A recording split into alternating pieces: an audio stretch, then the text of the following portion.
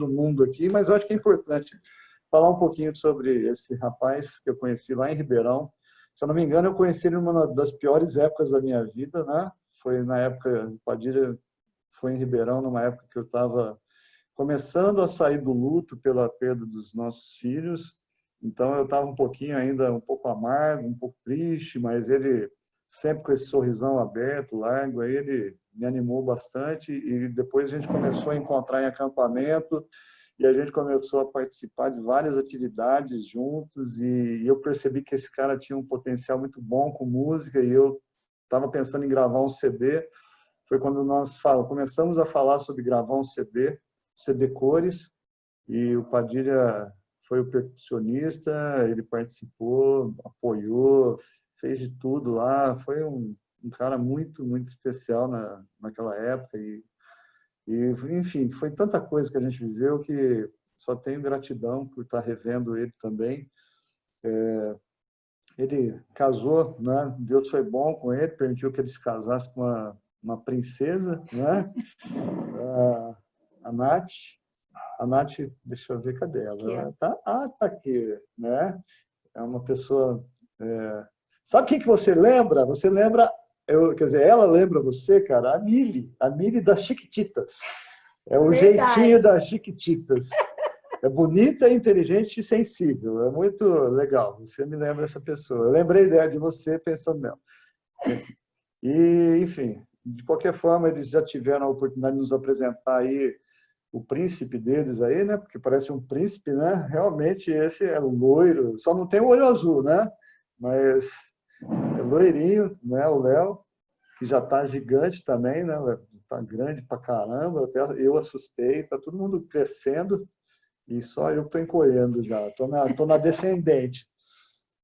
Padilha tem estado em Florianópolis, você foi em 2014 ou 2015?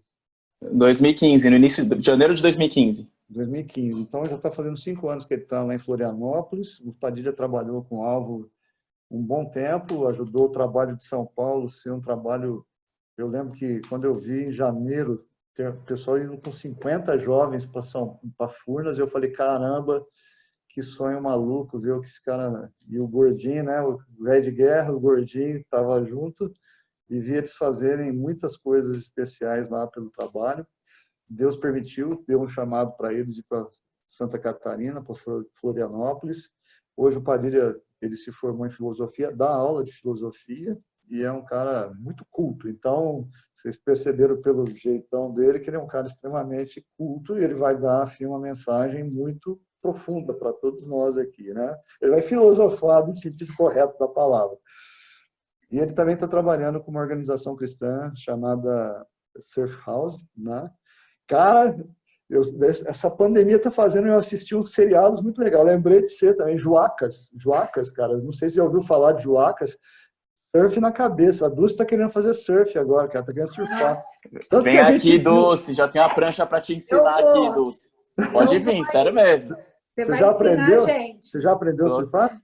Tô conseguindo, Flavião. Tá legal. Cara, ó, marca aí que eu vou aí, porque eu quero aprender. Pode vir. Então, sem muito mais delongas, né? E, sei lá, nem precisava falar tudo isso, mas é um cara que mora no meu coração aí. Só gratidão por você estar com a gente aqui. Você tem aí o tempo, 2 horas que você me pediu, né? Valeu, Padilha. Tá com você aí. Obrigado, viu, Flávio? Foi uma alegria mesmo. Eu achei que o convite inicial, eu pensei que era só para participar da reunião. A Nath falou, o Flávio chamou a gente para participar da reunião lá de Rio Preto. Eu falei, nossa, que legal, vamos sim. E aí, no decorrer aí da semana, ela falou assim, mas é para você ir lá participar da reunião, não é só para ouvir a reunião, é para participar. Eu falei, tudo bem, vamos participar, vou lá orar. Não, participar, é compartilhar. Eu falei, nossa, meu. Eles ficaram tramando os dois e me botaram na jogada. Mas é uma alegria. Por isso que a gente não fala, por isso que eu não entrei em contato com você, para você não desistir. Não, mas foi muito bom. Para mim é uma alegria. Lá em 1 João fala, né, que a alegria completa é quando a gente pode compartilhar o evangelho. Ó, já tenho que começar falando, não tem como não falar um pouquinho da alegria que eu tô em ver o Flávio e a Dulce. Pra gente inquestionável, um casal que fez diferença para nossa vida, para nossa história, para a gente ter um casamento em Cristo. é um casal referência aí que é um privilégio vê-los e estar aqui nessa reunião. E o privilégio gigantesco de ver aqui a Nanda, o Jorge. O Jorge, a hora que ele começou a orar, eu chorei aqui. Sanderson Gato, velho, gostoso. Letícia, a Mavi, meu, sério, uma felicidade de ver a Mavi firme com Cristo, sério, muito massa mesmo, sensacional. Fiquei com maior vontade de ser amigo da Carol Acioli, ela tem o maior jeito de ser gente boa, meu. Fiquei com vontade de ser amigo dela, vem pra Floripa aqui, Carol, vai ser da hora. Aqui, ó, a Maria Eduarda e o Lacerda, aqui, gente boa, tá com cara de sorrisão bonito aí, largo aí. Da hora, sangue bom. Vinícius, gente boa, tamo junto aí, galera. Vamos começar aqui, ó. Padre, você esqueci de falar um detalhe. Esqueci de falar um detalhe do Vinícius, porque que ele lembra tanto fisicamente, mas ele tem uma outra coisa. Ele torce pro Timão também, cara. Aê, coisa boa! Ô, Vinícius, você tem que vir aqui fazer meu filho torcer pro Corinthians, que ele tá torcendo pro Palmeiras, Vinícius. Você não acredita, né? Isso aí é fácil, eu só mandar ele assistir os nossos jogos, já era. Não, o filho dele é inteligente, pode deixar assim. Então, gente, vai ter mesmo um pouco de filosofia hoje, mas eu queria começar falando sobre a importância da sua vida ser uma história com Cristo, assim, a sua vida, a sua história. Você, pessoalmente, vivendo com Cristo, pode fazer uma diferença muito grande, assim, diferença para a história da igreja mesmo. Eu não estou falando agora só para sua história. A gente tem que lembrar que a nossa história individual, a gente vive na modernidade que constrói o indivíduo, né? A gente quer construir uma história individual, realizar os nossos sonhos pessoais, casar, ter filho, construir uma casa, ter um emprego, viajar para fora. Tanta coisa que a gente quer fazer individualmente e a gente esquece que a gente faz parte de uma história que é a história da igreja, né? A sua vida faz parte da história da igreja. E são pessoas, homens e mulheres, vivendo com Cristo que fazem parte do corpo de Cristo. Jesus sou eu, Jesus é você, você é o corpo dele. Então, a sua história é única e você, com essa história única, faz muita diferença. Faz muita diferença. A oração do Jorge agora fez muita diferença. Eu tenho certeza que ele, vivendo a vida dele com Cristo, faz muita diferença para a esposa dele e, enfim, para quem está perto dele. Então, desculpa. Vou tentar sem emoção. A sua história, ela é fundamental. A sua individual para a igreja, para a história da igreja. A sua história edifica a igreja. O corpo de Cristo é edificado, é construído. Se você quer mais uma identidade em Cristo, além de ser amado, que é a principal, a gente não pode esquecer disso que Jesus nos mostrou. Somos amados. Esse é o principal. Não precisamos de mais nada. Mas, além disso, você é um construtor, você é uma construtora. Você edifica a igreja.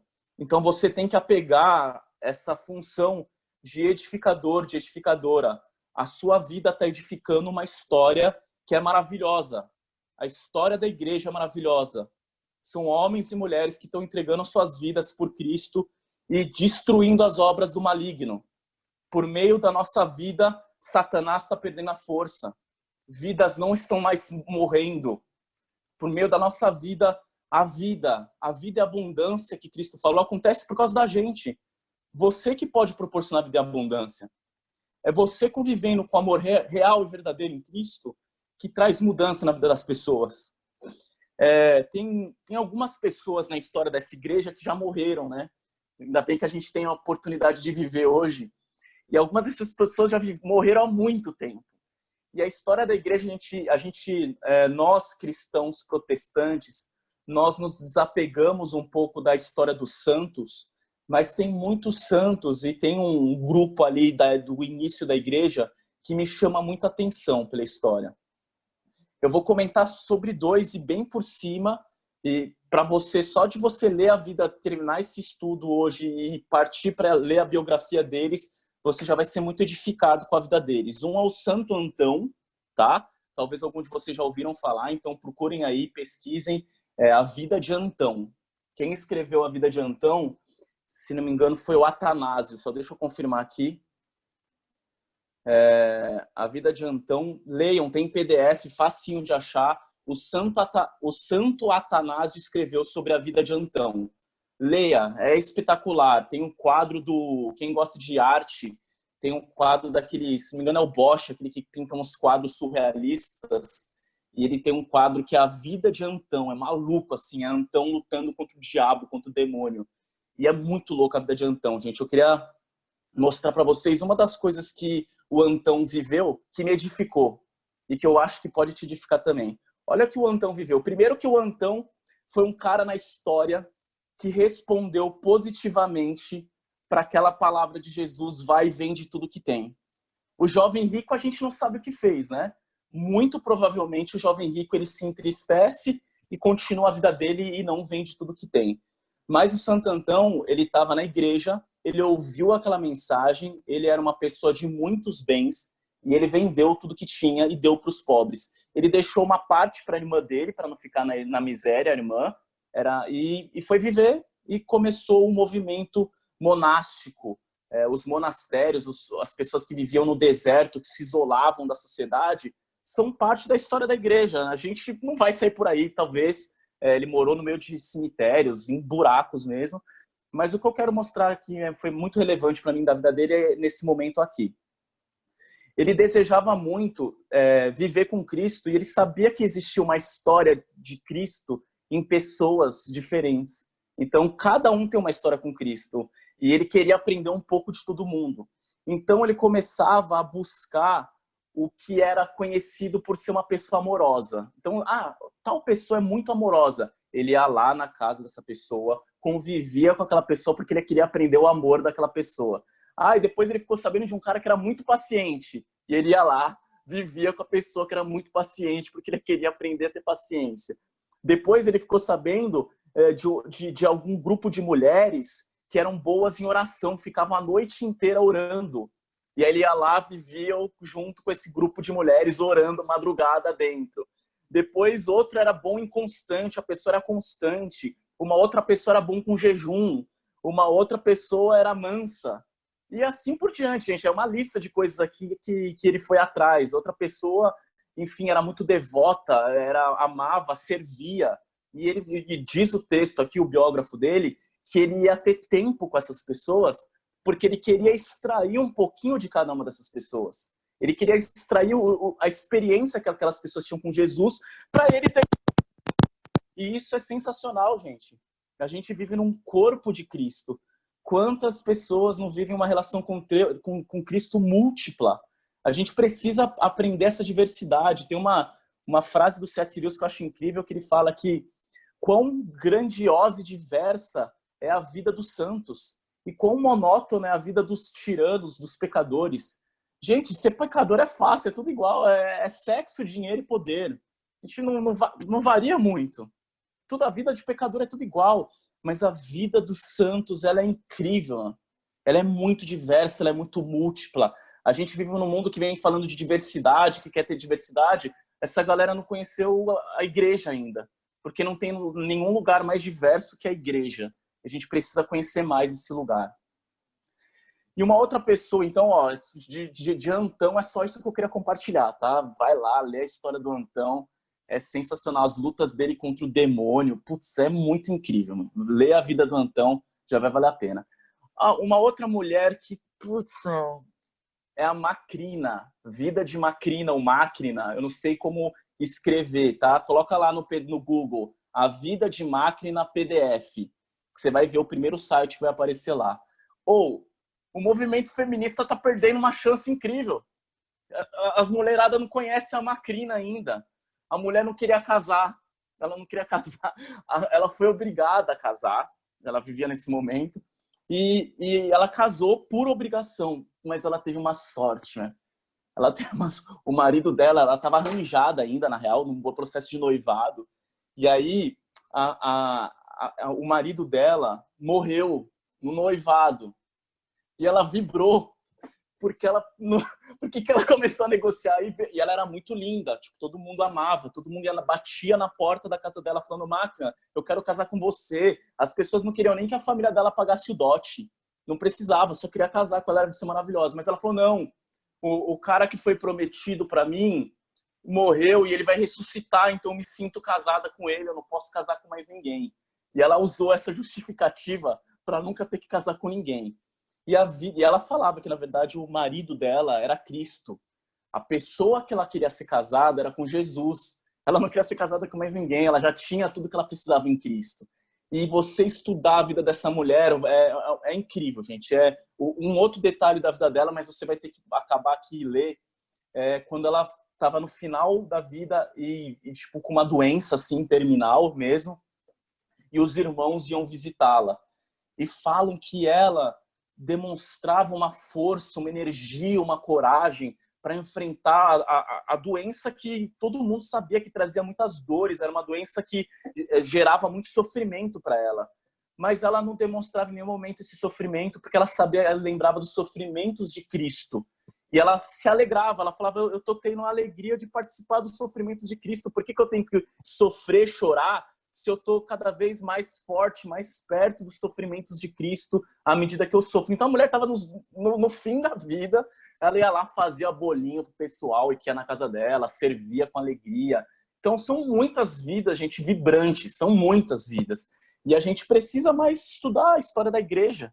Quantos irmãos e irmãs em Cristo não estão vivendo agora histórias maravilhosas, lutas maravilhosas, conquistas maravilhosas, que a gente precisa ouvir e estudar mais. Ler mais sobre e amar mais a igreja, esse corpo maravilhoso de Cristo. Mas a história mesmo que eu vou compartilhar hoje, como eu falei que eu ia filosofar um pouquinho. O Tutia tá tentando entrar? Tem um cara já mais atual. A Máquina e o Santo Antão, eles são de 200, 300 depois de Cristo, tá, gente? Há 1.700 anos atrás. A data exata eu não sei. O ponto eu estou agora fazendo um salto para um cara que viveu no século XIX. Então, o Kierkegaard, talvez quem estudou psicologia aí, estudou um pouco da vida do Kierkegaard. Ele é considerado o pai do existencialismo. Ele fundou um movimento que na filosofia depois vai ficar mais conhecido pelo Sartre. O Sartre já é um filósofo ateu, né? Até vocês devem conhecer o Sartre por causa daquela música do Marcos Almeida. Você ouve Jean-Paul Sartre, né? Não, você lê Jean-Paul Sartre e eu, Huckmack, né? Não tem alguma coisa assim. Então, o Sartre, ele se inspirou nesse autor que é o Kierkegaard. O Nietzsche, que é um outro filósofo, o Sartre é ateu, amava o Kierkegaard. O Nietzsche era ateu e amava o Kierkegaard também. Os caras é ateu, mas gosta do cristão, as coisas que o cristão falava, né? Porque o que esse cara fez é incrível mesmo. E a obra dele é muito grande, bem difícil de ler. Só que eu tô com o livro dele aqui. Quem tem esses livrinhos aqui da Editora Abril é muito bom, viu, gente? Putz, isso é sensacional. E aqui tem 3 livros dele. O Diário de um Sedutor, que eu vou comentar um pouquinho. O Temor e Tremor. E o Desespero Humano. Então, vamos lá. Então, olha o que a gente tem. A gente tem um cara, um cristão, que aí a vida dele, ela influencia nossas vidas pela produção intelectual dele, pela reflexão dele. E a gente vai ver agora o quanto filosofia não tem nada de distante da nossa realidade, pelo contrário, ela é muito pé no chão, muito prática e muito verdadeira, principalmente se é uma filosofia cristã. O resto é balela, o resto é mentira. Agora, se a filosofia é pautada na palavra de Deus, é uma verdade profunda e impactante para nossa alma, para nossa vida. O Kierkegaard, ele fala o seguinte, ele fala que a nossa vida, ela é dividida em 3 estágios, certo? E cada um desses estágios é marcado pelo desespero. Então, o desespero para ele não é um conflito que nós temos diante da impossibilidade. E aí a gente pode pensar que, então ele tem desespero por causa da morte, né? Porque a morte é impossível de ser vencida. Pelo contrário, o tema da morte para ele como cristão, ele lidar com muita tranquilidade e a morte é o único inimigo que nós vamos vencer. E como cristão, ele não tem medo nenhum da morte. Mas como cristão e como uma pessoa que vive nesse mundo aqui e agora e ainda não está face a face com Deus, porque quando a gente estiver face a face com Deus, irmãozinho e irmãzinha, é só alegria, é só paz, é felicidade, não vai ter conflito, é coisa boa. Mas a gente não está lá ainda, a gente está aqui. E essa vida aqui é marcada por uma desesperança e um desespero, e o que a gente vai falar, que é um desespero sobre nós mesmos, sobre o nosso eu, sobre o conflito que a gente tem com isso que somos nós, que ao mesmo tempo é cheio de imaginação, de contato com o celestial, mas ao mesmo tempo é capaz de ações diabólicas e macabras, e é só você olhar para sua mente pecaminosa e você vê o mal que você é capaz de cometer. Ou a gente olhar para a história da humanidade e ver o mal que o ser humano cometeu. Então, essa vida marcada por isso traz um desespero para nós. E diante do desespero, o Kierkegaard fala que nós vivemos em 3 estágios. No primeiro estágio, tá rolando aí, galera? Tá tendo, o áudio tá fluindo? Tá bom. O primeiro estágio que o Kierkegaard fala, que a gente vive, é o estágio estético. O que é esse estágio estético? É quando você vive para fugir do desespero. A gente ouve muito em Furnas o lance do vazio, né? A gente usa muito essa figura do vazio que a gente só preenche com Deus. Essa figura do vazio, o Pascal utiliza, o Dostoiévski utiliza muito essa figura de temos um vazio do tamanho de Deus e precisamos preencher. A figura que o Kierkegaard usa não é do vazio, é do desespero. Você está desesperado e não sabe o que fazer com a tua vida. Mas diante do desespero, a gente age. E aí, sabe como a gente age? Num primeiro momento, a gente age de forma estética. Estética que não no sentido de beleza, mas a palavra ela tem origem no sentido de sentidos. A gente quer dar prazer aos nossos sentidos. Então, a gente vai atrás de bons alimentos, a gente vai atrás de bons perfumes, de um tecido da Abercrombie. Nossa, um dia eu comprei uma camiseta da Abercrombie, meu. O tecido é diferente, né? Mais grosso, é mais gostoso de utilizar. A gente sente uma camiseta de fio, sabe? A gente sente o prazer dos nossos sentidos. É incrível o quanto os nossos sentidos nos fazem ter uma relação com o mundo muito prazerosa. E diante do desespero, onde a gente se apega? Nesse mundo prazeroso, onde os nossos sentidos vão ter belas imagens, belas séries da Netflix para assistir, belas músicas para ouvir, e a geladeira cheia. E aí é aquela toda hora que você vai lá na geladeira buscando alguma coisa, você já sabe que não tem nada, mas você ainda vai. Na verdade, é o seu desespero. Você não consegue se deparar, então você quer o mínimo de prazer. É o desespero. Gente, assista um filme, Sentidos do Amor. Então, hoje aí tá sendo um estudo referência de livro e filme.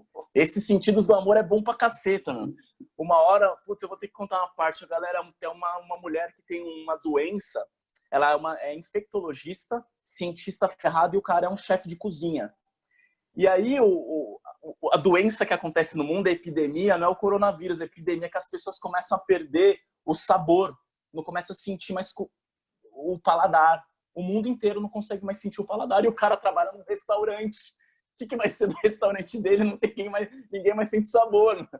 Mas essa cena é impactante. A hora que a galera percebe, a hora que o indivíduo percebe que ele vai perder o sabor, os caras começam a comer tudo. Peixe cru, assim, começa todo mundo comer, querer lamber parede, as pessoas querem sentir alguma coisa, porque as pessoas estão percebendo que o sentido do paladar está indo embora, elas começam a ficar desesperadas, não vou ter mais o sabor, não vou mais sentir o sabor. Então é muito louca essa cena, é impactante, assim, você vê a galera desesperada para querer ter um prazer.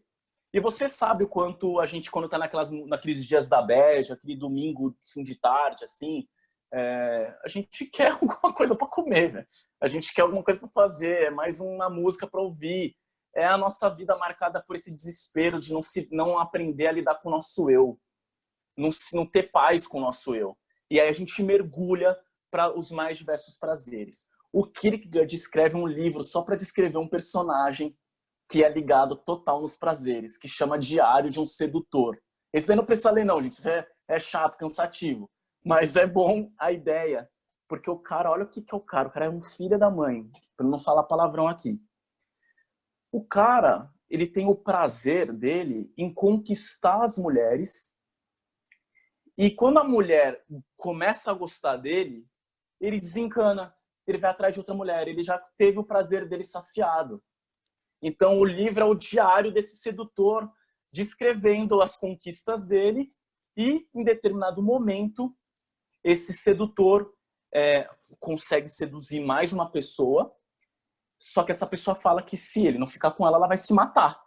Tipo, meu, já era, minha vida não faz mais sentido sem você. Pô, esse cara devia ser muito bonito, cheiroso, gostoso, né, velho? O cara é muito bom pra conquistar dessa maneira. A menina falou, vou me matar se você não ficar comigo. O fato é que, quando ele percebe isso, a gente entra num segundo estágio que o Kierkegaard fala que a gente vive no desespero, que é o estágio ético. Esse estágio ético é você ter a noção de que a vida não só baseada nos prazeres, ela não dá conta de satisfazer o seu desespero. Então você busca viver o que é correto. O que esse sedutor entendeu? Que ele estava errado em fazer aquilo com as mulheres. Ele ligou o senso dele de moral, de certo e errado. Então eu preciso agir adequadamente. Eu não posso prejudicar as pessoas por causa do meu prazer, por causa da minha satisfação pessoal. Eu preciso, então, gerar uma vida certa, que seja boa para mim e para quem está à minha volta. A figura de linguagem aqui que o Kierkegaard usa é o pai de família, a mulher de família. Porque essa pessoa, ela está ali casada, tem um trabalho, aceita as expectativas sociais mínimas, educadas, uma pessoa que manda o relatório em dia, respeita o chefe, faz o possível para vencer na vida sem prejudicar os outros. Então, vocês estão vendo aqui que essa imagem que o Kierkegaard constrói, a gente pode pensar, mas isso daí é o cristão. O cristão que é um cara gente boa, legal, correto, ou pelo menos a gente espera isso, né? A gente espera isso no mínimo, porque é fácil o Kierkegaard fala isso. No fim das contas, o Kierkegaard fala que esse estágio ético é uma regra que você criou para você mesmo para satisfazer o seu desespero. Então, você está sendo beneficiado com aquilo. Você cria regras para satisfazer a sua vida. Então, você trabalha para ganhar dinheiro para sua própria satisfação. No fim das contas, o estágio ético está muito conectado com o estético. O prazer está ali, ainda no fundo. Você só tem agora prazer em ser correto, justo, bem visto. Eu comprei um carro novo, eu estou fazendo uma viagem que eu posso postar e as pessoas falarem, nossa, que legal, essa pessoa é trabalhadora, dedicada. Você pode fazer uns history do seu trampo, em job, em house e tal, trampando pra caramba, mais um dia, mais uma vitória, um leão a cada dia. Sabe, a gente nessa pegada de tô na batalha, tô na luta, sou guerreiro, sou guerreira. É isso, é a vida ética. A gente é adequado, vive corretamente, não atrapalha ninguém, não passa por cima de ninguém. Mas isso, o Kierkegaard vai falar ainda, que é só mais uma forma de lidar com o desespero. Que tem um ponto ainda que ele até fala, muito parecido com Paulo, que as regras que a gente mesmo coloca pra gente, a gente se auto-sabota. A gente fala, não, a professora vai passar a tarefa, o trabalho, e eu vou entregar. Quando ela passou o trabalho, eu vou entregar em dia. Eu vou começar a fazer o trabalho no dia. Eu entreguei o relatório em cima da hora, não, agora toda vez que eu tiver que fazer, vou ser organizado, eu vou passar perfume na hora de sair. Mas para mim, xinguei a minha mãe, não vou xingar mais. Putz, você fica triste, mal, que pessoa que eu sou, tratei mal minha mãe, eu tenho que tratá-la bem, eu tenho que ser uma boa filha. Quando você menos espera, você trata mal de novo. O lance do pecado aqui impede a gente de ter essa vida ética. A nossa vida, o bem que, né, Paulo diz, o bem que a gente quer fazer, esse a gente não faz. Então e mesmo considerando a lei de Deus maravilhosa, a gente não consegue cumprir. Então a gente não consegue ser esse bom cidadão. Esse cidadão de bem aí, gente, é mentira, não existe. Ninguém é cidadão de bem, não.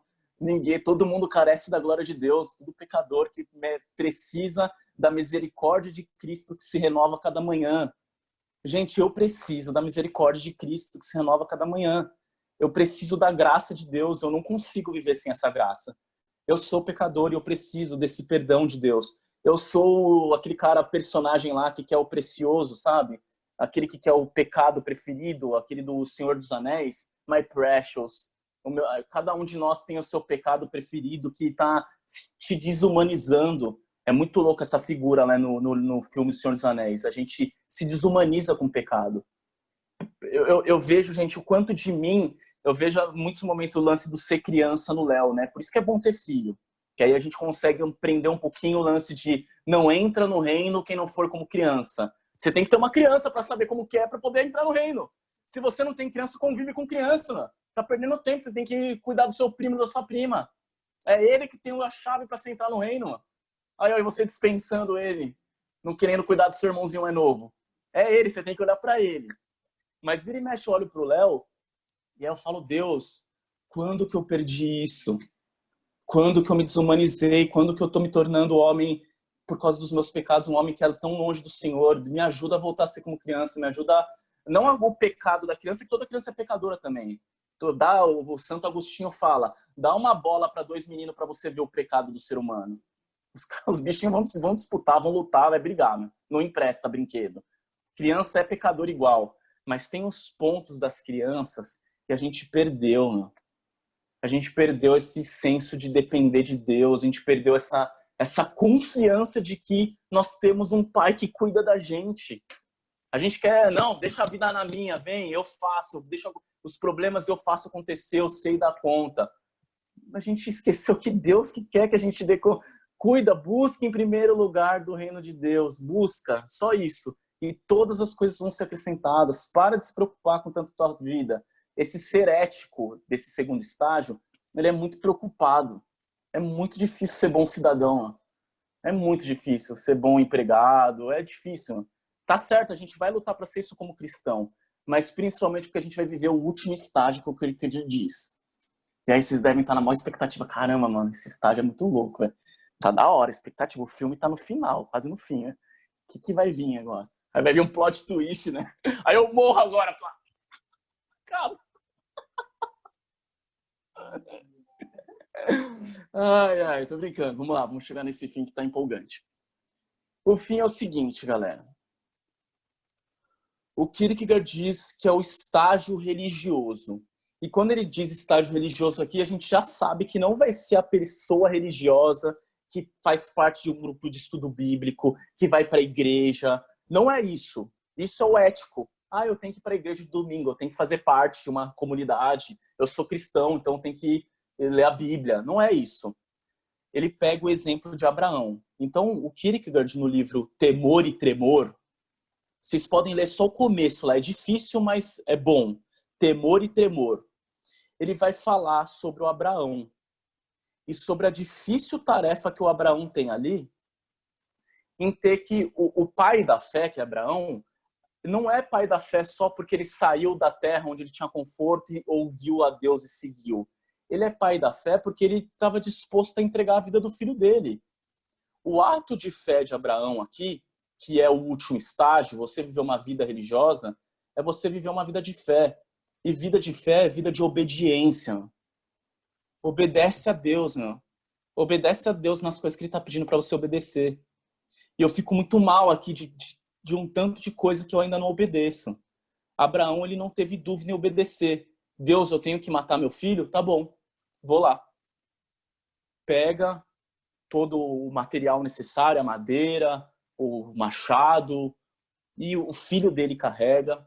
É um bom exemplo da gente entender que talvez esse guri já tinha uma relação com Deus muito profunda, que aceitou a situação toda. É uma situação que eu acho que a gente tem que colocar todas as nossas crianças, os nossos irmãozinhos, priminhos, no caminho de Deus.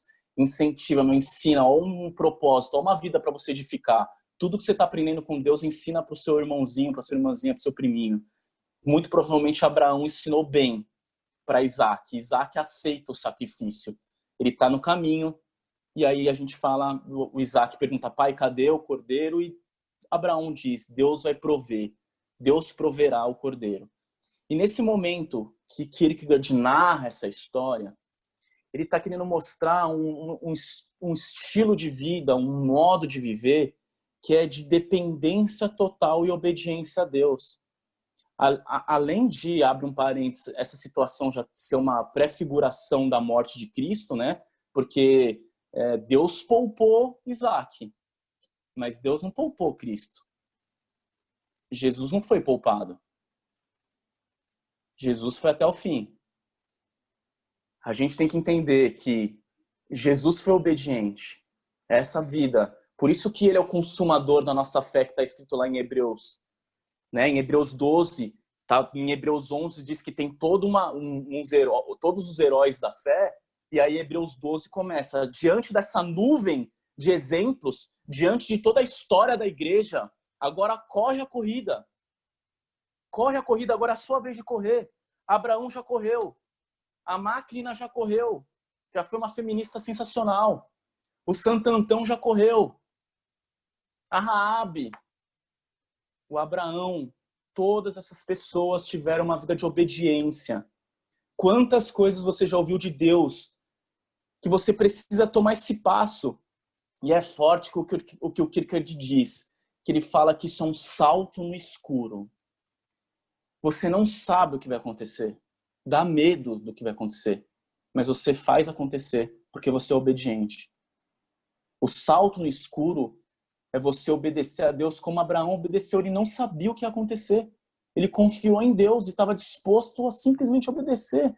E cumprir com essa loucura, né? Porque Isaac era a promessa. Como que eu vou matar o cara? Eu vou fazer um homicídio aqui diante do meu filho, que eu amo, mas que Deus prometeu para mim, porque todas as nações seriam abençoadas por meio desse moleque. Então Deus é louco, porque ele está fazendo eu acabar com o projeto. Mas Abraão tinha confiança de ir no escuro, sem saber no que vai dar. Tem algumas decisões que eu acho que você tem que ter, no escuro, sem saber no que vai dar, meu. É obediência, meu. Deus falou para você, Deus te comunicou. A gente só está estudando aqui o Antão, a Máquina, o Kierkegaard, na verdade, para a gente lembrar de obedecer a Deus. Vamos ser obedientes, meu. Que maravilha é a vida de obediência, meu.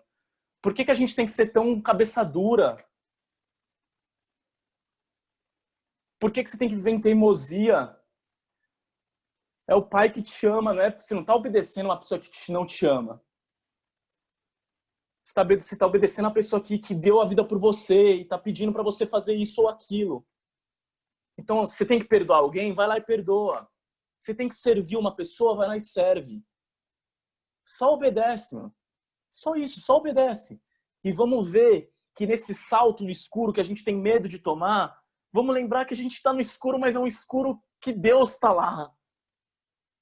É um estágio de vida que vai além do só ser certinho. Tá vendo que fazer estudo bíblico, ensinar a palavra, são partes da vida cristã.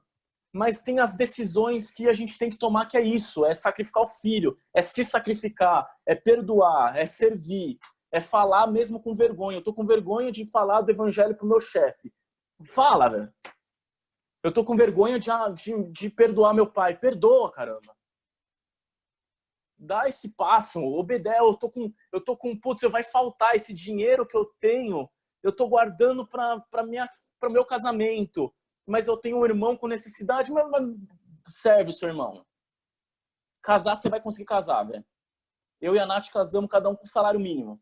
A gente ficava contando no telefone os segundos que a gente falava. Os segundos que a gente falava no telefone para ver a conta. A gente tinha quantidade de minutos para falar, para fazer contato com a galera.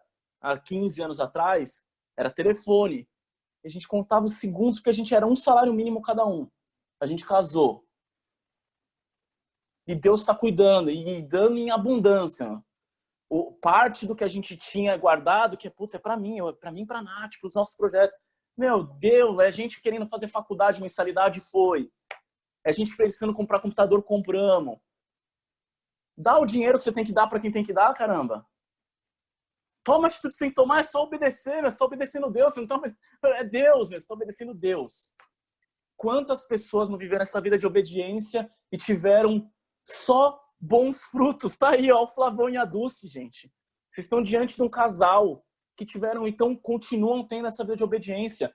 E eu sei o sacrifício que eles estão passando, e eu sei a dificuldade que eles devem estar tendo.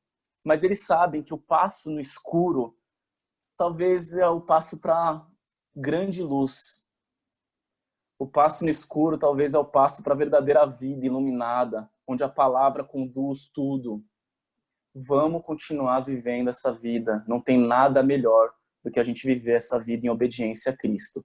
é por aí que a gente vai, porque a gente crê em Deus, então estamos junto nessa.